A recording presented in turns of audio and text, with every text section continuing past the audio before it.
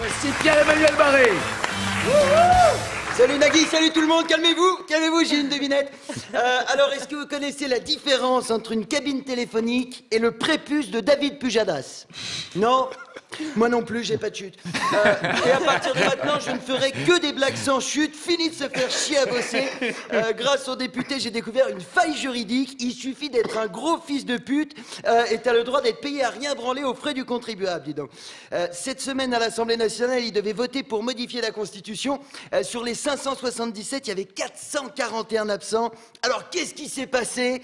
Peut-être qu'il y a eu un suicide sur la ligne 12. Ils étaient tous bloqués dans le métro.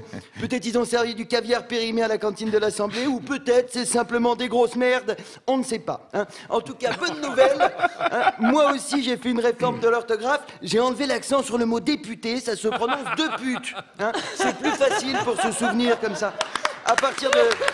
C'est plus facile, on se souvient mieux. Hein, à partir de maintenant, il y a 577 de putes à l'Assemblée nationale. Hein. Et c'est quand même incroyable, à chaque élection, les deux putes, ils nous font chier en disant l'abstention c'est mal, gna gna gna, il y a des gens qui sont morts pour que tu aies le droit de voter, gna gna gna, citoyens, c'est aussi des devoirs, mais qu'ils aillent sucer des ours. Les mecs, ils sont payés 12 870 € par mois pour aller voter, ils restent chez eux à se branler. 12 870 € à chaque branlette, j'éjacule une Twingo intérieur cuir. Oh non, c'est scandaleux. Moi, tu me files 13 000 boules par mois pour aller voter, je vote pour tout. Je fais le tour des collèges de France pour aller dans les délégués de classe. Moi, je veux même bien voter pour le plus beau dindon du salon de l'agriculture. Il y a 3 mois, là, l'autre de pute, Cambadélis. Je vous rappelle, ça n'est pas une insulte, hein, de pute, c'est ma réforme de l'orthographe. Par contre, Cambadélis, ça c'est bien une insulte. Donc, cette espèce de Cambadélis, aux dernières élections, il voulait rendre le vote citoyen obligatoire. Ben, lundi soir, il n'a pas pu se libérer, le pauvre. J'imagine il était en train de chercher un donneur pour se faire greffer un peu de dignité. Les parlementaires, ils sont tous là quand Pamela Anderson vient parler des oies. Quand il faut modifier la Constitution, il n'y a plus personne. C'est vrai. Mais qu'est-ce qu'il faut faire pour que les mecs viennent à l'Assemblée? Il faut faire une teinture à Barcelone et lui greffer des gros nichons?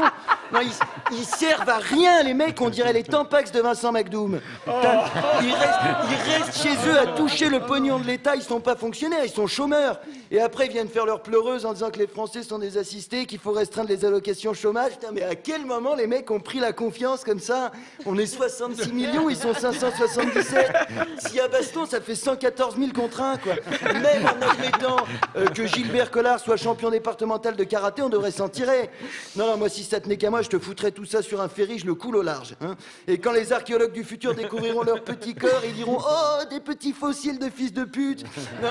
Et le pire, c'est que tout le monde s'en branle. Hein. Balkany, ça fait 13 ans et 8 mois qu'il est à l'Assemblée. Les gens qui votent pour lui, c'est pas par conviction, c'est pas possible.